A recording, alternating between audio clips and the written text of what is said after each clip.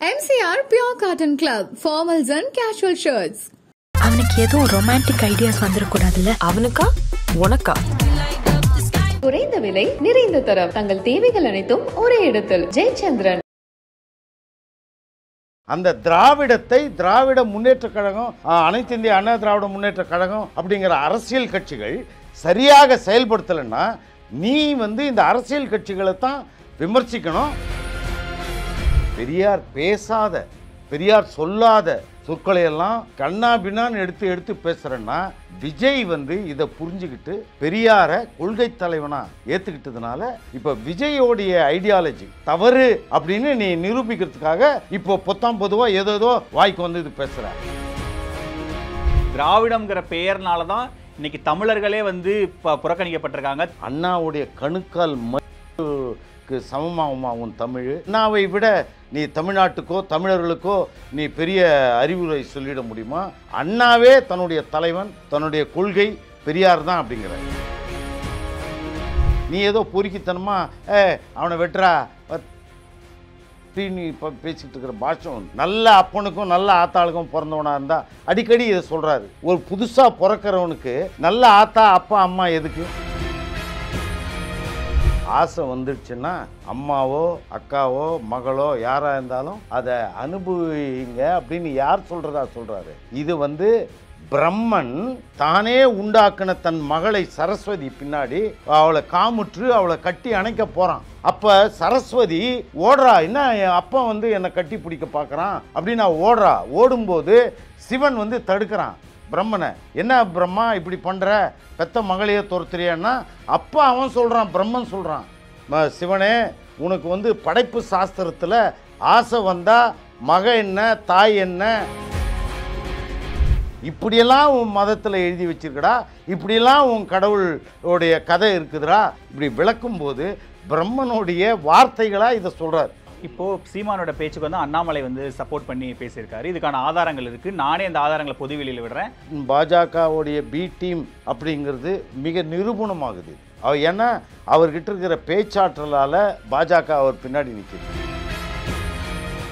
Sir வணக்கம். வணக்கம் sir. நேற்றுலேருந்து சீமான் பெரியார் தொடர்பான சர்ச்சை பேச்சுகள் தொடர்ச்சியாக போயிட்டே இருக்கு. அதுக்கான எதிர்வினைகளும் வந்துட்டே இருக்கு. இந்த அவருடைய பேச்சுகள் எப்படி பார்க்குறீங்க? முதல்ல ரொம்ப பயந்துட்டு, அதாவது விஜய்யோடைய அரசியல் பிரவேசத்துக்கு பிறகு அப்புறம் விஜய் பெரியாரை கொள்கை தலைவராக அறிவித்த பிறகு அந்த ஆபத்தை உணர்றாப்புல சீமான். அதாவது தான் விட்டதை, அதாவது திராவிடம் என்பதும் பெரியார் என்பதும் அரசியல் கட்சி அல்ல, அரசியல் கட்சிகளையே வெறுத்தவர் தான் பெரியார். திராவிட முன்னேற்ற கழகத்தை ஒன்றும் ஆதரித்ததோ அல்ல, அதை அதை துவங்கும் போது அதை வாழ்த்தியதோ பெரியார் இல்லை. இதெல்லாம் அரசியல் கட்சியே ஆரம்பிக்கக்கூடாது, போகக்கூடாது அப்படிங்கிறவர். அது அவர் ஒரு கொள்கைக்காக, அதாவது விடுதலை, தமிழர்களுடைய விடுதலைக்காக. தமிழன் எதனால் தாழ்ந்து போயிருக்கிறான்? அதாவது சீமான் சொல்கிற மாதிரி முந்தா நாள் வரலாறு இல்லை, மருது பாண்டியர் அது இதுன்றார், சேரன் சோழன், அப்படி இல்லை. இது இப்போ இன்றைய வரலாறை பேசி கொண்டிருக்கிறார். தமிழன் தாழ்ந்த வரலாறு, தமிழன் வீழ்ந்த வரலாறு, சாதியாக எப்படி பிரிந்த வரலாறு, ஆரியர்களுக்கு அடிமையான வரலாறு, வாழ்க்கை முழுக்க ஏதோ ஒரு மூட நம்பிக்கையிலேயே வாழ்ந்துக்கிட்டு இருக்கிற வரலாறு. அதை பற்றி சீமான் பேசுவதில்லை. அதை பற்றி பேசுபவன் தான் இந்த தமிழர்களுக்கு விடுதலை வாங்கி தர முடியும். சும்மா இன்றைக்கி நேற்று அதை பேசலை இதை பேசலைன்னு. பெரியார் அந்த விடுதலையை பேசுகிறார். 3000 வருடமா 4000 வருடமா இவன் ஏன் அடிமைப்பட்டு கிடக்கிறான், யாரிடம் அடிமைப்பட்டு கிடக்கிறான், எப்படி அடிமைப்பட்டு கிடக்கிறான் அப்படிங்கிறத ரொம்ப துல்லியமாக ஆராய்ந்து பார்ப்பனியர்களிடம், பார்ப்பனியத்திடம் வாழ்க்கை முழுக்க மூட நம்பிக்கையில் மூழ்கி இவ்வளோ பெரிய இனம் ஒரு 3000 4000 வருடங்களுக்கு முன்பு உலகத்துக்கே தலைமை தாங்கிய அளவுக்கு வளர்ந்த ஒரு இனம் இன்றைக்கி இவ்வளவு தாழ்ந்திருக்கு. எவ்வளவு தாழ்ந்திருக்குன்றாரு? உலகத்திலேயே தமிழர்கள் தான் காட்டு மிராண்டிகளாக இருக்கிறார்கள். இன்றைக்கி 2025 உலகத்திலேயே காட்டு மிராண்டிகளாக நாம் தான் இருக்கோம். நாம் என்ன பெரிய அப்படி உலகத்துக்கே தலைமை தாங்கிறோமா நாம்? அப்போ இப்படிப்பட்ட ஒரு விடுதலையை போதித்த ஒரு விஷயந்தான் திராவிடம். அந்த திராவிடத்தை திராவிட முன்னேற்ற கழகம் அனைத்து இந்திய அண்ணா திராவிட முன்னேற்ற கழகம் அப்படிங்கிற அரசியல் கட்சிகள் சரியாக செயல்படுத்தலைன்னா நீ வந்து இந்த அரசியல் கட்சிகளை தான் விமர்சிக்கணும். அந்த உன் தமிழனுக்கு தமிழனுடைய விடுதலைக்கு அவர் அவர் ஒரு திட்டம் போட்டிருக்கிற அந்த கோட்பாடுகளை தான் நீ அதை நிறைவேற்றணும். அதை விட்டுட்டு இந்த கட்சிகளை அரசியல் கட்சிகளை எதிர்க்கிறதுக்கு பெரியாரையே எதிர்க்கிற அப்படின்னா பரவாயில்ல. அதாவது பெரியாரை எதிர்க்கிறேன்னா பெரியார் கடவுள் இல்லை அப்படின்னு சொல்கிறாரு அப்படின்னா நீ உட்காந்து பேசு, கடவுள் இருக்கிறாரு, பெரியார் சொன்ன கொள்கை தவறு அப்படின்ட்டு உட்காந்து பேசு, அதை பேசு. இல்லைன்னா பெரியார் பேசி எந்த பெண்ணடிமையிலிருந்து பெண்ணடிமைத்தனத்துக்கு எதிராக பேசு, இல்லை பெண்ணடிமை வந்து இருக்கணும், இல்லைனா இந்த சமூகம் கெட்டுப்போ அப்படி விவாதி. பெரியார் பேசாத, பெரியார் சொல்லாத சொற்களையெல்லாம் கண்ணா பின்னான்னு எடுத்து பேசுகிறேன்னா விஜய் வந்து இதை புரிஞ்சுக்கிட்டு பெரியாரை கொள்கை தலைவனாக ஏற்றுக்கிட்டதுனால இப்போ விஜயோடைய ஐடியாலஜி தவறு அப்படின்னு நீ நிரூபிக்கிறதுக்காக இப்போ பொதுவாக ஏதோ வாய்க்கு வந்து இது பேசுகிற. அதுவும் இப்போ கட்சி தொடங்கின விஜயும் பெரியார கொள்கை தலைவராக வச்சுக்கிட்டாருன்ற பதட்டம் வந்து தான் இப்படி பேசுகிறாரு நகர்றாரு. ஆமாம், பெரியாரை வந்து டிபார் பண்ணால் தான் விஜயோடைய ஐடியாலஜியை டிபார் பண்ண மாதிரி இருக்கும்னு நினைக்கிறாரு. அது மிகப்பெரிய, அதாவது மலையை எதிர்த்து ஒரு சிறு கல்லை எடுத்து வீசுகிற மாதிரி. அது தந்தை பெரியார் அவர்களுடைய ஆற்றிய பணி இன்றைய வந்து தமிழகம் முழுக்க, அதாவது நாத்திகர்களும் கிடையாது, ஆத்திகர்களுக்கும் அவர் ஆற்றிய பணி இல்லை. அவர் என்ன பணி செஞ்சுட்டாரு, சமூக நீதிக்கு அவருக்கு என்ன சம்பந்தம்? எங்களுடைய பாட்டனார் வஉசியில் ஆரம்பித்து முத்துராமலிங்க தேவர் வரைக்கும் அவர் ஒரு பெரிய பட்டியல் கொடுக்குறாரு. இவங்க செஞ்சதை விடவா பெரியார் செஞ்சுட்டாரு அப்படின்னு ஒரு கேள்வி எழுப்புறாரு. அவங்க செஞ்சதுக்கு எந்த ஒரு சின்ன ஒரு சோடு கூட இல்லை. அதாவது பெரியார் சொல்கிறாரு, அதாவது கற்காலத்தில் சிக்கி முக்கி கல்லை கண்டுபிடிச்சவன் பெரிய விஞ்ஞானி தான். ஆனால் அந்த விஞ்ஞானி இன்றைக்கி பேச முடியாது. இன்றைக்கி சுவிட்சு போட்டால் 1000 பல்ப் எரியுது. அப்போ யார் விஞ்ஞானி? எங்கிட்ட இல்லையா விஞ்ஞானி? சிக்கிமுக்கி கல்லில் நாங்கள் தான் நெருப்பு கண்டுபிடிச்சோன்ற மாதிரி. அப்படி இல்லை. அதாவது மிகப்பெரிய தத்துவமே நவீன வாழ்வியலே பெரியார் தான் தர்றார். நவீன வாழ்வியல் ஏன் வந்து நீ இவ்வளோ கீழே இருக்கிறன்னா கடவுள் நம்பிக்கை. கடவுள் நம்பிக்கை என்பது பழங்காலத்து மனிதனுடைய கற்பனை. அதை இந்த நவீன காலத்தில் அது பயன்படவே படாது. எப்படி டார்வினுடைய பரிணாம கோட்பாடுக்கு அப்புறம் கடவுள் இறந்து போனானோ, ஏன்னா அதுக்கு முன்னாடி வரைக்கும் கடவுள் தான் மனிதனை உருவாக்கினான்ற ஒரு சித்தாந்தம் இருந்தது. அது டார்வினோட தியரி வந்து மனிதன் பரிணாம வளர்ச்சியில் அவனே உருவானான் அப்படின்னு. அப்போ கடவுள் இறந்துட்டார், கடவுள் இல்லை. அப்போ அந்த நவீன ஒரு வாழ்வியலை, அந்த நவீன விஞ்ஞானத்தை இந்தியர்களுக்கு, குறிப்பாக தமிழர்களுக்கு அறிமுகப்படுத்திய ஒரே தலைவன். அதாவது அவர் சொன்னார், இவர் சொன்னார், வள்ளலார் சொன்னார், தீபத்தில் கடவுள் இருக்குது, ஒளியில் கடவுள், அதெல்லாம் வந்து பழங்காலத்து இது. இன்றைய நவீன சிந்தனையை நமக்கு தந்தவர் தந்தை பெரியார் அவர். இல்லை, இப்போது அதில் சீமான் சொல்கிற இன்னொரு விஷயம், இப்போ நீங்கள் வள்ளலாரை பற்றி குறிப்பிடுறீங்க. இப்போ அவர் என்ன முத்துராமலிங்க தேவர் பற்றி பேசுகிறாரு. வஉசி அவ்வளவு செல்வந்தர், அவ்வளவு அவங்க வழக்கறிஞர்லாம், அவங்க குடும்பம் அவ்வளவு செல்வம் இருந்து இந்த நாட்டு விடுதலைக்காக தான் கையில் இருந்த பணத்தை எல்லாம் போட்டு சுதேசி கப்பலை வாங்கி அவ்வளோ ஒரு தியாகம் பண்ண ஒரு தலைவர். அவரை விடவா பெரியார் பண்ணிட்டாரு அப்படின்ற ஒரு கேள்வியை எழுப்புறாரு. இல்லை, நான் இன்னைக்கு ஒரு விஷயம் சொல்கிறேங்க. நான் கூட இல்லை, இருந்த சொத்தையெல்லாம் பல கோடி ரூபாய் போட்டு கடவுள் இல்லைன்ற படங்களை எடுத்தேன். இன்றைக்கி வந்து நடு ரோட்டில் நிற்கிறேன். அப்படின்னா அதுக்கு நான் என்ன சொல்ல முடியும்? நான் பெரும் செல்வம் வச்சுக்கிட்டு தான் இருந்தேன். அது வந்து ஒரு கொள்கையை நான் வந்து அதை பிரச்சாரம் பண்ணணுன்னே அதை எடுத்தேன். அதில் நட்டம் அடைஞ்சிட்டேன். அதுக்காக நான் பகுத்தறிவை குற்றம் சொல்ல முடியுமா? இல்லை, அதனால் நான் வந்து பெரியாருக்கு சமம், நானும் பல கோடியை இழந்தேன் அப்படின்னு சொல்ல முடியுமா? அது மாதிரி அது பலர் அப்படி சமூகத்தின் முன்னேற்றத்துக்காக போராடிக்கிட்டு தான் இருப்பாங்க. ஆனால் அது மிகப்பெரிய பங்கை, மிக பெரும்பாலான மக்களை ஒன்று திரட்டுறதும், பெரும்பாலான மக்களுக்கு வந்து இப்படிப்பட்ட கருத்துக்களை ஊட்டுறதும், அந்த கருத்துக்களால் பெரும்பாலான மக்களை எழுச்சி கொள்ள செய்வதும் தான் புரட்சி. அப்படிப்பட்ட ஒரு புரட்சியை தந்தை பெரியார் அவர்கள் செய்திருக்காரு. மற்றவங்க அப்படியெல்லாம் எண்ணத்தில் இருந்திருக்கலாம், ஆனால் அதை ஒரு இயக்கமாக இவ்வளோ மக்களுக்கு பிரச்சாரம் செய்யும் விதமாகலாம் யாரும் இல்லை. அவர் என்ன சொல்கிறாருன்னா, இந்த பெரியாருடைய இந்த திராவிடம்ங்கிற பெயர்னால தான் இன்னைக்கு தமிழர்களே வந்து புறக்கணிக்கப்பட்டிருக்காங்க. தமிழ் தேசியம்ங்கிறதே இந்த திராவிட சித்தாந்தத்துலேருந்து தான் ஒட்டுமொத்தமாக அதை அழிக்கிற இடத்துக்கு நாங்கள் வந்து திராவிடம் தான் காரணம். அதுக்கு வந்து பெரியார் தான் ஒரு முக்கியமான காரணமாக இருந்தாருங்கிறது தான் அவருடைய விமர்சனமாகவே இருக்குது. அண்ணாவை விட, அதாவது சீமானுடைய மொழியிலே நான் சொல்கிறேன், அண்ணாவுடைய கணுக்கால் தமிழுக்கு சமமாகுமா உன் தமிழ்? இல்லை நீ பேசின ஏதாவது அவர் பேசிய அவ்வளோ பேச்சுக்கள் ஒரு பக்க பேச்சு உன் வாழ்நாளெலாம் பேசினா அதுக்கு ஈடாகுமா? மகத்தான் அண்ணாவை விட நீ தமிழ்நாட்டுக்கோ தமிழர்களுக்கோ நீ பெரிய அறிவுரை சொல்லிட முடியுமா? இல்லைன்னா தொண்டாற்றிட முடியுமா? அப்படிப்பட்ட மகத்தான பேரறிஞர் அண்ணாவே தன்னுடைய தலைவன், தன்னுடைய கொள்கை பெரியார் தான் அப்படிங்கிறார். திராவிடம் விட்டுருங்க, ஆனால் தமிழர்களுக்காக உழைத்தவர். தமிழ் மொழியை அண்ணா பேசுனதை விட உன்னால் பேச முடியுமா? நீ ஏதோ பொறுக்கித்தனமா அவனை வெட்டுறா நீ இப்போ பேசிகிட்டு இருக்கிற பாஷை நீ பேசுகிற எல்லா சொல்லாடலுமே தவறு. அதாவது நீ ஒரு வார்த்தை சொல்கிற, நல்ல அப்பனுக்கும் நல்ல ஆத்தாளுக்கும் பிறந்தவனாக இருந்தால் அடிக்கடி இதை சொல்கிறாரு. ஒரு புதுசாக பிறக்கிறவனுக்கு நல்ல ஆத்தா அப்பா அம்மா எதுக்கு? புதுசாக பிறக்கிறான் அவனுக்கு என்ன நீ அவனுக்கு ஒரு தரம் பிரிக்கிற, அவங்க ஆத்தா அம்மா சரி கிடையாது அப்படின்ட்டு. இப்படி பேசுவதெல்லாம் ஏதோ பொறுக்கித்தனமாக, ஏதோ ரவுடித்தனமாக, ஆவேசமாக, பதவி வெறியில், சுயநல வெறியில், புரியுதுங்களா, படாடாபத்தில், தன்னுடைய அறிவு மேலே தனக்கு மகத்தான ஒரு நம்பிக்கை. தான் தமிழ்நாட்டில் இது வரைக்கும் தோன்றிய இதிலேயே பெரிய அறிஞன் புரட்சிக்காரன், உன்னை விட பெரிய பெரிய கியாப்பேல இருந்து புரட்சி கவிஞர் பாரதிதாசனிலிருந்து நீ யாரென்னா சொல்லு, அவங்கெல்லாம் பெரியாருடைய அறிவை புகழ்ந்திருக்கிறார்கள். பெரியாருடைய வழிதான் ஒரே வழி என்று நீ சொல்கிற எல்லா அறிஞர்களுமே பேசுகிறாங்க. இல்லை, தமிழர் நலனில் பெரியாருக்கு எந்த அக்கறையும் இல்லைன்னு இன்னைக்கு அவர் பேசுகிறார். அவர் என்ன செஞ்சுட்டாரு அவருக்கு தமிழ்நாட்டுக்கு அவர் என்ன செஞ்சுட்டாருங்கிற கேள்வி தானே திரும்ப திரும்ப. ஒரே ஒரு விஷயம், உலகத்திலேயே, அதாவது இந்தியாவிலேயே தமிழ்நாட்டில் மட்டும்தான் சாதி பேரை சொல்கிறதுக்கு வெக்கப்படுறான். யாரோ 4 பேர் சுயநலவாதி சொல்கிறான், அதை விட்டுருங்க. ஆனால் நமக்கு எல்லாருக்குமே அந்த பழக்கம் போனது. உங்களுக்கு தெரியாது அதோடைய தாக்கம். பக்கத்தில் இருக்கிற ஆந்திராவை பாருங்கள், எல்லாருமே போடுவான் நாயுடு, ரெட்டி, பலிஜா அப்படின்ட்டு தான் போடுவான். கன்னடத்தில் போய் பாருங்கள், அதுதான் போடுவான். எங்கே போனாலும், கேரளாவில் போனோம், ஒரே ஒரு, அதாவது தெரிஞ்சவன் பெரியாரை தெரிஞ்சவன், தெரியாதவன் பெரியார் என்ன சொன்னார்ன்றது கூட புரியாதவங்க கூட சாதி பேர் போடுறது அவமானம் அப்படிங்கிற ஒரு உணர்ச்சியை கொடுத்தாரு பாருங்க.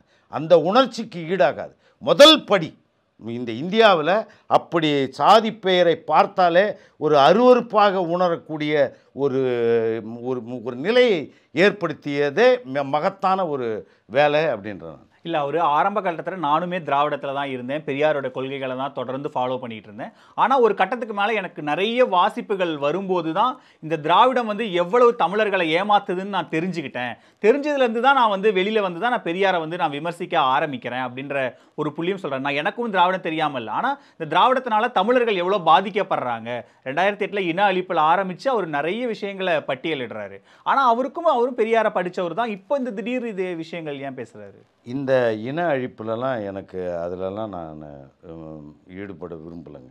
முதல்ல ஒரு ஆயுதம் இயந்திர போராட்டம் இந்தியாவினுடைய ஒரு 3000 வருடங்களுக்கு முன்பே இங்கே புத்தன் அசோகனுக்கே கற்றுக் கொடுத்தோம். 3000 வருடங்களுக்கு முன்பு ஒரு பெரிய போர் தொழில் என்பது, ஆயுதம் எடுப்பது என்பது மிக கீழ்த்தரமான ஒரு செயல்ன்ற ஒரு மகத்தான, உலகத்துக்கே ஒரு அகிம்சையை தந்த ஒரு புத்தன் பிறந்த நாட்டில் நான் இந்த ஆயுதம் ஏந்தி போராடுறது விளையாட்டாக ஒரு உலகத்துக்கே எதிர்த்து 4 பேர் துப்பாக்கி எடுத்துக்கின்னு நாங்கள் ஜெயிச்சிருவோன்றது, அதெல்லாம் எதில் போய் முடியும்?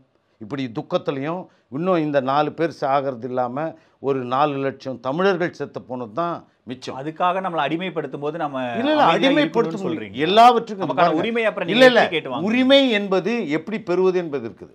உரிமை என்ன அதுக்கு அகிம்சை ஒரு வழிமுறை. அகிம்சை தான் இது நவீன உலகங்க. நவீன உலகத்தில் உங்களுடைய அகிம்சையும் உங்களுடைய அடிமை குரலும் உங்களுடைய நெடிக்கப்பட குரலும் உலகம் முழுக்க கேட்கும். அப்படி தான் இதோ உங்கள் கண் முன்னாடி நெல்சன் மண்டேலா வாங்கியிருக்காரு. இப்படி ஆயுதம் ஏந்துவது நம்முடைய கலாச்சாரம் அல்ல.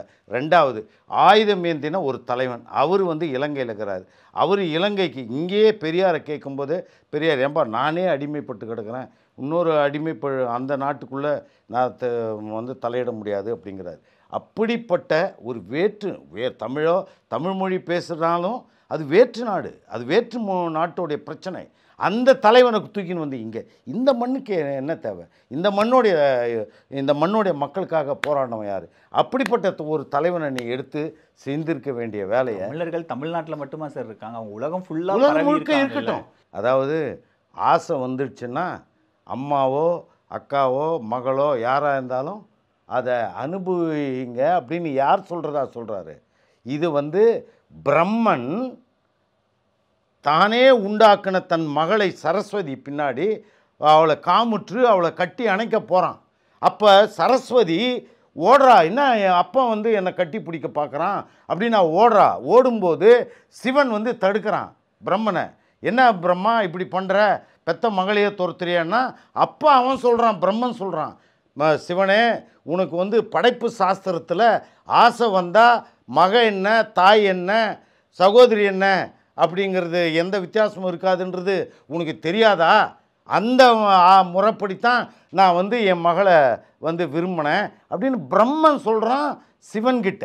இப்படியெல்லாம் உன் மதத்தில் எழுதி வச்சிருக்கடா, இப்படியெல்லாம் உன் கடவுளுடைய கதை இருக்குதுடா அப்படின்னு கும்பகோணத்தில் தன்னுடைய இறுதி பேருரை தான் இறப்பதற்கு 7 நாட்களுக்கு முன்பு உங்களோட கடவுளுடைய நிலைன்ட்டு இப்படி விளக்கும்போது பிரம்மனுடைய வார்த்தைகளாக இதை சொல்கிறார். இப்படி சொல்கிறான்டா பிரம்ம அப்படின்னு. அந்த வார்த்தைகளை எந்த ஒரு ரொம்ப தற்குறி மாதிரி தந்தை பெரியாருக்கு எதிராக பயன்படுத்துகிறாருன்னா அவருடைய என்ன சொல்கிறது, அவ்வளோ அழுக்காக அந்த ஆள் மாறிட்டாருன்னு நினைக்கிறேன். இல்லை, அவர் இன்னொரு முக்கியமான பாயிண்ட், பெரியாருடைய பேச்சுக்களை எல்லாம் நீங்கள் நாட்டுடைமையாக்குங்க, ஆதாரத்தை எல்லாத்தையும் நாட்டுடைமையாக்குனா பெரியார் என்னென்னலாம் பேசியிருக்காங்கன்றது இன்னும் பட்டவர்த்தனமாக எல்லாத்துக்கும் வெளியே தெரிய போகுது. அதை ஏன் பண்ண மாட்டீங்க? இதை பண்ணாமல் என்கிட்ட வந்து ஆதாரம் கொடுங்கன்னு கேட்கறது நியாயம் தானே? நீங்கள் அது நாட்டுடைமை ஆக்கிட வேண்டியது தானே, அதில் என்ன சிக்கல்? இல்லை நீங்கள் அது அவர் கேட்கட்டும்.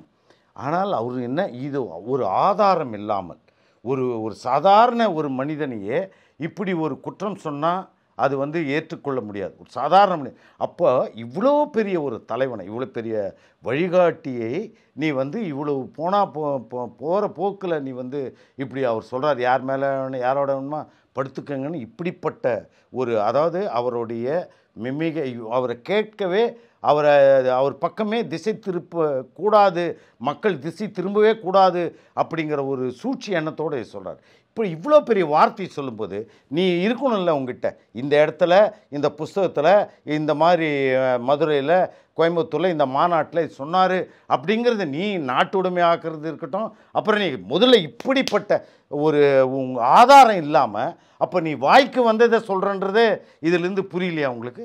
இப்படிப்பட்ட குற்றத்தை எப்படி ஒரு ஆதாரத்தை அவர் படிக்காமல் எப்படி சொல்கிறாரு?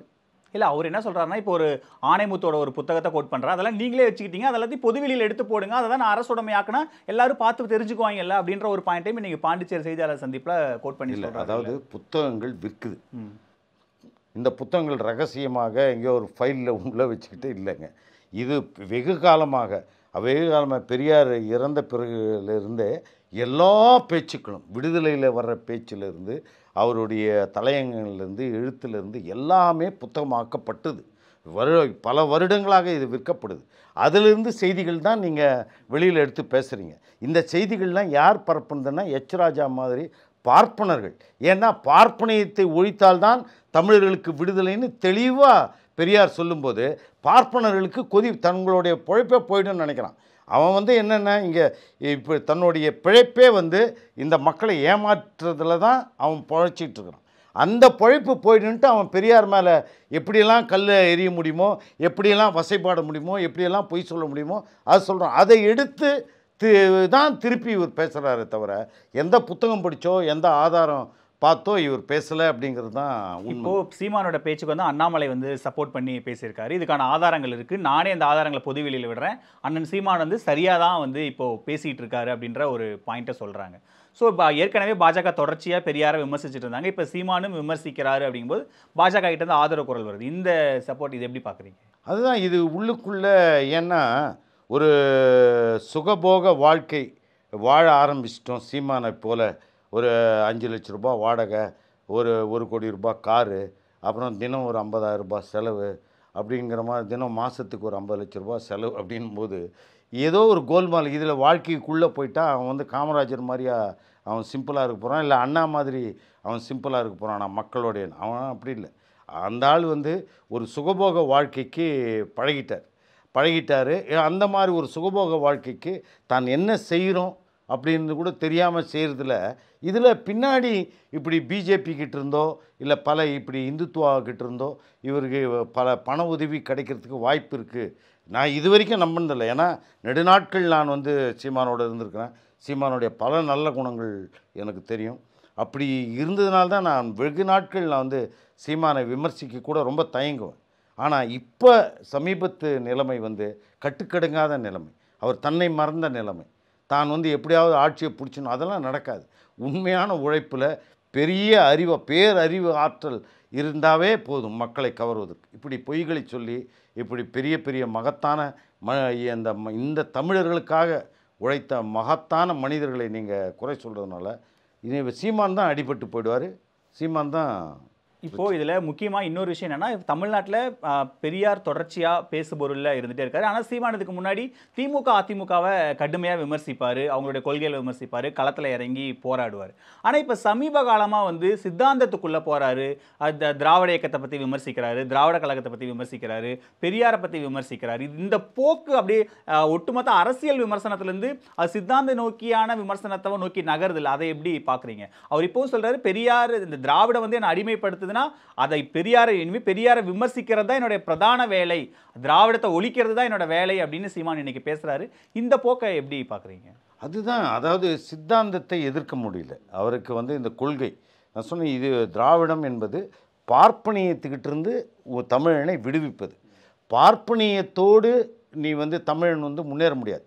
பார்ப்பனியத்தை விடுவிப்பது தான் திராவிடம். அதாவது அப்போ இதை நீ வந்து வேண்டாம், பார்ப்பனியத்தை நீ ஆதரிக்கிற. சீமானுடைய ஒரு மிகப்பெரிய ஒரு இது என்னன்னா, இல்லை அவர் தமிழ் தேசியம்ன்ற கொள்கையில் இருக்காரு. நம்ம அதை பார்ப்பனியம்னு அப்படி சுருக்கி அப்படி பார்க்கணுமா? அவர் தமிழ் தேசிய கொள்கை இது வந்து உலகளாவிய தத்துவம், உலகளாவிய தமிழர்களுக்கு நாங்கள் இது பறந்துபட்டு பார்க்குறேன். நீங்கள் ஏன் திராவிடம் நீ எங்களையா இது பண்ணுறீங்க? நாங்கள் தமிழர்கள், எங்களை விட்டுருங்க.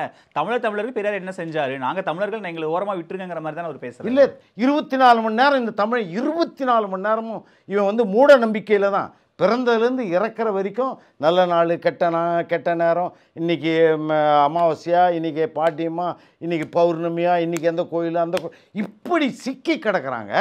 இன்றைக்கி உலகத்தில் இருக்கிற சீனாக்காரனை பாருங்கள், தினம் ஒரு புதிய கண்டுபிடிப்பு, தினம் மனித இனத்துக்கு தினம். இந்த பக்கம் பார்த்தீங்கன்னா எலான் மஸ்க் 2050 வந்து செவ்வாய் கிரகத்தில் குடி போகிறோம், அந்த வீடுகள் இப்படி இருக்குங்கிறான். தினம் ஒரு நட்சத்திரத்தை ஒரு விஞ்ஞானி கண்டுபிடிச்சி அந்த நட்சத்திரத்துக்கு அவன் பேர் வச்சுன்னுக்கிறான். இப்படிப்பட்ட இந்த முட்டாள்கள் இன்றைக்கும் ஊருக்கு ஒரு சாமியாடி, அந்த சாமியாடி முன்னாடி ஒரு 2000 பேர் உட்காந்துக்கிறான். ஊருக்கு தமிழனுடைய நிலை, தமிழ் என்ன பெரிய காட்டு மிராண்டியா இல்லாமல் என்ன நவநாகரிகமாக இருக்கிறான். மிக மிக மிக கீழ்த்தரமாக. ஏன்னா வெளிநாட்டுக்காரன் வந்து பார்த்தான்னா இவன் வேப்பலை கட்டின்னு ஆடுறதும், இவன் சாமியாடிக்கிட்ட முன்னாடி இருக்கிறதும், இது பார்த்தாலாம் இவனை பெரிய பெருமையாக. அவங்கவுங்க நம்பிக்கை சார், அது அவங்கவுங்க அந்த நம்பிக்கை என்பது இல்லை, நம்பிக்கை என்பது வேறு, மூட நம்பிக்கை என்பது. நம்பிக்கை வேறு, மூட நம்பிக்கை வேறு. உலகம் எப்படி வளர்ந்துக்கிட்டே இருக்குது, அந்த வளர்ச்சியில் நீ இருக்கணுமே தவிர பழமையெல்லாம் தூக்கிக்கிட்டு பழமை தான் என்னுடைய பழமைக்குள்ளே தான் நான் இருக்கிறேன். நம்ம டெவலப் ஆகாமையா இருக்கோம்னு நினைக்கிறீங்க? நம்ம டெவலப் ஆகிட்டு தான் இருக்கோம். நம்ம என்ன டெவலப்மெண்ட்டுன்றீங்க? அவன் கண்டுபிடிக்கிறத நாம் வச்சுக்கிறது டெவலப்மெண்ட்டாக இல்லை? அதில் உலக கண்டுபிடிப்புகளுக்கு, உலக நாகரிகத்துக்கு நீங்கள் ஏதாவது ஒரு சிறு பங்களிப்பு உங்களால் கொடுக்க முடியுதா? எது பங்களிப்புன்றீங்க? அவன் கண்டுபிடிக்கிறத நம்ம பயன்படுத்துறது தான் கண்டுபிடிப்பா? சொல்லுங்கள். அப்போ நீங்கள் தமிழன் என்ன ஆகிட்டான்? தமிழன் யார் அவன்? சொல்லுங்கள். நான் அரேபியாவில் ஒட்டகம் மேய்க்கிறவன், இந்த ஆந்திராவில் போய் செம்மரம் வெட்டி சாகிறவன், இந்த மலேசியாவில் போயிட்டு பரோட்டா தட்டுறவன், என்ன தமிழ்? 100க்கு 80 பேர் சோறுக்கு வெறும் சோறு தான். அது கேட்டால் சோறு கவர்மெண்ட் கொடுக்குதுங்கிறான். அதுதான் வாழ்க்கையா? இனி உலக தரத்துக்கு நம்முடைய வாழ்க்கை எங்கே இருக்குது? 80% பேர் எப்படி கிடக்கிறான்? மண்ணிலையும் மக்கி போன இதுவாக கிடக்கிறான். ஒரு 8 பேர் 10 பேர் இருப்பான். அவனுக்கு கூஜா தூக்குறவன் ஒரு 8% இருக்கிறான். இந்த 18 பேர் 15 பேர் நல்லா வாழறான் 100க்கு. மற்றவனோட கதை எப்படி இருக்குது தமிழ்நாடு? இன்னும் அமெரிக்காவாயிடுச்சா? இன்றைக்கும் நீ வந்து எப்படி சாதியை சொல்லி கட்சி வைக்கிறவன், மொழியை சொல்லி கட்சி வைக்கிறவன், மதத்தை சொல்லி கட்சியை வைக்கிறவன் எப்படி கீழ்த்தரமானவோ அதே மாதிரி தான் நீ இப்படி தமிழினம் யாதும் ஊரே யாவரும் கேளீர்ன்ட்டான். உலகமெல்லாம் முன்னேறிக்கிட்டு இருக்குது. இன்னும் 2 லட்சம் வருஷத்தில் எந்த இனமுமே இருக்காது, ஒரே மனித இனம் தான் இருக்கும். எதை நோக்கி நாம் போயின்னுக்கிறோம்? நம்முடைய மக்கள் சீராக வாழாமல் மொழி வாழுது அப்படின்னா மக்கள் மடிஞ்சிட்டு இருக்கிறாயா? அதனால தான் மக்களை முன்னேற்றுறது எப்படி? இப்போ இந்த விமர்சனத்தை ஒரு அரசியல் கட்சிகளும் திமுகவாகட்டும், திமுக கூட்டணி கட்சிகள் எல்லாம் கடுமையாக விமர்சிக்கிறாங்க. அவர் மேலே புகார் எல்லாமே கொடுக்குறாங்க. இது மேலே பெரியாரை விமர்சித்தா நமக்கு இந்த மாதிரியான எதிர்வினைகள்லாம் வரும் அப்படின்னு தெரிஞ்சும் சீமான் ஏன் இந்த விஷயத்தை கையில் எடுக்கிறாரு? இப்போது இருப்பதை விமர்சித்தால் யாரும் இப்படியான இது பண்ண போகிறது. சீமானை போல இதுக்கு பின்னாடி ஒரு காரணம் இருக்கும்ல, காரணம் இல்லாமல். ஆமாம், தான் இப்படி அதான் வெறி கொண்டு என்ன செய்யணும்னு தெரியாமல் திராவிடத்தை, அதை இன்னைக்கு கூட நான் பார்த்தேனே, திராவிடத்தின் வேர் தானே பெரியார், அதனால் வெட்டுவேன் அப்படிங்கிறார். அதெல்லாம் வெட்ட முடியாது. மனித நாகரிகத்தை, மனித மாண்பை வளர்த்த ஒரு பெரியாரை நான் வெட்டுவேன். அதோட நான் மேலும் இன்னும் எப்படி 50 ஆண்டுகள் ஆகியும் இன்னும் பெரியார் தீப்பிடிச்சி நாளுக்கு நாள் எரிகிறாரோ. எந்த திராவிட கழகத்திலேருந்து நான் வரல, அப்படி எதுக்கு நான் சொல்கிறேன்னா, அப்படி ஏதாவது கழகத்திலேருந்து தான் ஒருத்தன் வருவானா? இல்லை, பல இடங்கள்லேருந்து பல பெரியார்கள், பல வேலுப்பிரபாரங்கள் முளைப்பார்கள். அதுதான், ஏன்னா அதுதான் வாழ்வியல். பெரியார் என்பது நான் உதாரணத்துக்கு நான் திராவிட கட்சியோ இல்லை திமுகவோ எந்த இதுவும் இயக்கமோ கிடையாது. மக்களுடைய வாழ்வியல் அடுத்த கட்டத்துக்கு போகணுன்னா அதற்கு துணையாக பெரியாருடைய கருத்துக்களும் தான் இருக்குது. அதனால்தான் அதை கொண்டு போய் சேர்க்கிற ஒரு முயற்சியில் எங்களை மாதிரி ஆளுங்க இருக்கிறாங்க. இப்போ இந்த விஷயத்தில் இந்த தமிழக அரசியல் களத்தில் இப்போ அது தேர்தல் அரசியல் வேற போக்கில் பயணிக்க தொடங்கிருச்சு. அப்போது வேலைவாய்ப்பு, முன்னேற்றம், கல்வின்னு இப்படி ட்ராவல் ஆகிட்டு இருக்கும்போது இந்த சைடில் சித்தாந்த அரசியலை நோக்கி தமிழக அரசியலை சீமான் திருப்பறது அவருக்கு தேர்தல் அரசியல் எந்த விதத்திலையும் பலன் கொடுக்காது. தெரிஞ்சும் இந்த விஷயத்தை எடுக்கிறாருன்னா அப்போ இதனுடைய பின்னணி என்ன இருக்கும்னு நினைக்கிறேன். திரும்ப அந்த இடம் தான் கேள்வியாக. அதாவது நிச்சயமாக அவர் கூட்டணி வைக்க மாட்டார். இப்போ இந்த பெரியார் மேலே இவ்வளோ பெரிய விமர்சனம் வச்சதுனால எந்த கட்சியும் அவரோட கூட்டணியும் வராது. விஜய் யாருமே வரமாட்டாங்க. ரெண்டாவது, அவர் வெற்றி பெற தேவையில்லைன்னு அவரே நினைக்கிறார். சும்மா கலாய்ச்சா போதும், அதற்கு வருகிற கொஞ்சம் காசு கலெக்ஷன் இருக்கும் இல்லையா, அதிலே தன்னுடைய வாழ்க்கை, தன்னுடைய வாழ்வாதாரம் சரியாக போதுன்னு அப்படிப்பட்ட ஒரு நிலையில் தான் இது இருக்கார். பாஜகவுடைய பி டீம் அப்படிங்கிறது மிக நிரூபணமாகுது இது. ஏன்னா அவர்கிட்ட இருக்கிற பேச்சாற்றலால் பாஜக அவர் பின்னாடி நிற்கிது. நீங்கள் இப்படி இதை எடுங்க, இதை பாஜக தான் இயக்குறாங்கன்னு சொல்லி நிச்சயமாக தெரியுது. பணத்துக்காக தான் இருக்கும் அது, மற்றபடி கூட்டணி அப்படிலாம் இருக்காது. சும்மா அதை விமர்சித்தா உங்களுக்கு இவ்வளவு பணம் அப்படின்ற ஒரு இதில் தான் இது நடந்துகிட்டு. ஸோ பல விஷயங்கள் பேசியிருக்கீங்க, என்ன நடக்குதுன்னு பொறுத்திருந்து பார்ப்போம் சார். இவ்வளோ நேரம் உங்கள் நேரத்தை எங்களோட செலவழிச்சதுக்கு ரொம்ப நன்றி. MCR Pure Cotton Club, formals and casual shirts. அவனுக்கு எதுவும் ரொமான்டிக் ஐடியாஸ் வந்துடக்கூடாதுல்ல. அவனுக்கா உனக்கா? குறைந்த விலை நிறைந்த தரம், தங்கள் தேவைகள் அனைத்தும் ஒரே இடத்தில். ஜெயச்சந்திரன்.